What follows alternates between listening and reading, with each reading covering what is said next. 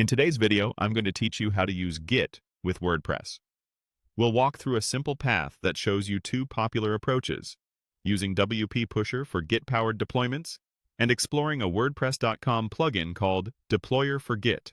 Follow along and pause whenever you need. Start by opening your browser and heading to the WP Pusher website, which focuses on WordPress Git deployments. On the homepage, use the prominent highlighted call to action to navigate to the download area, then click Download.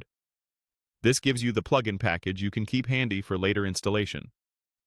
After the download begins, you'll see a confirmation or thank you screen. Click the Thank You link to proceed and review any notes that follow. Next, open the documentation by selecting Read the Docs. This is where you'll find setup guidance, how Git connections work, and what to expect during updates. Spending a minute here will save you time later. If you want to compare plans, click Buy License to view pricing. On the pricing section, look at the available options: free, freelancer, agency, and big agency. Click through each to understand which features fit your workflow and team size. Even if you're not purchasing right now, getting familiar with the tiers helps you plan ahead. Now let's explore an alternative inside the WordPress.com ecosystem. Go to the WordPress.com plugins directory. Click Plugins to open the library, then use the search box. First, try a search related to Git Updater, and then broaden it by typing Git to see more results.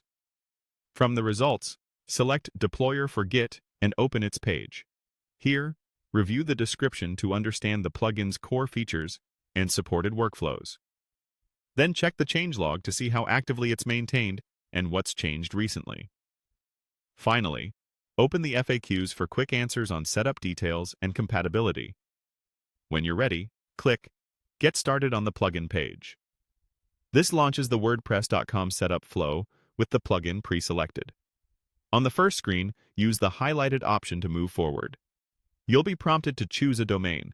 You can click Search Domains to find a new one, or if you already own a domain, select Already Have a Domain to connect it. Use the highlighted domain input field to enter your domain. Then click Continue to advance to the next step in the onboarding. That's it for this guided path. By downloading WP Pusher, reviewing its docs and plans,